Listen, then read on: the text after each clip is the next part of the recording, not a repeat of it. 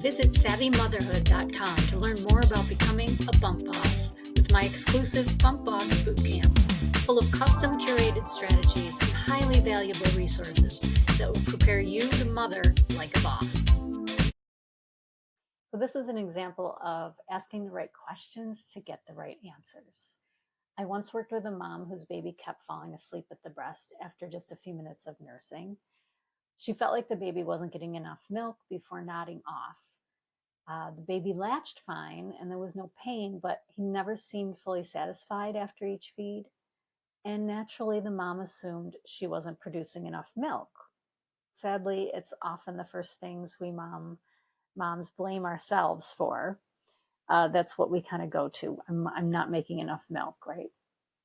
But I suggested that the baby might have an oral tie, which can make it tough for them to stay latched for long periods.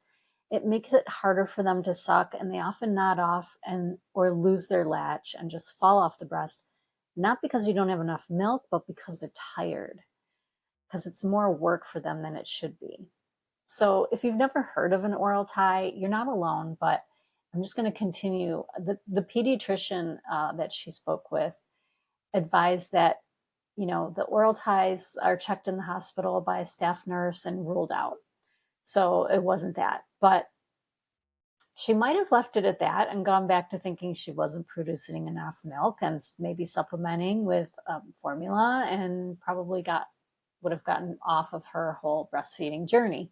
But on my watch, I know that the staff nurse with the lactation training has limited time with each patient. And she may have checked the baby, but I wasn't there. I don't know. Did she put her tongue in did she put her finger in the baby's mouth and try to feel how the suck was? She may have never seen an oral tie before. She may have never diagnosed an oral tie. She may not be really capable of diagnosing or ruling it out. She may not have that specialized of training. She also has very limited time. She has to rush around to every room. She has rounds. She has a lot of patients to see.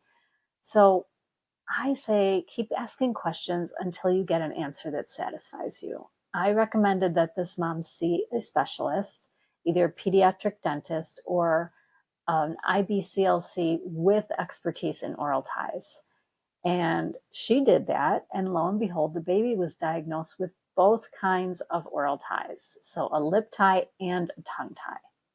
And they weren't considered severe, but in my book, any tie that restricts a baby's tongue and lip movement and keeps them from being latched for long enough to get a good feed is a concern. So the mom was really surprised actually to learn that she herself had an oral tie, and that may have explained her own mother's breastfeeding struggles.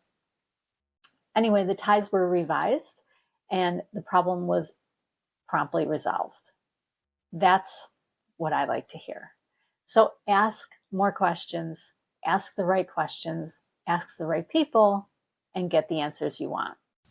Thanks for watching. Make sure to hit subscribe and the notification bell so you don't miss my weekly check-ins with first-time mom, Tess. I'm going to follow her through her 4th trimester when she brings her baby home, and we'll have lots to talk about. See you there.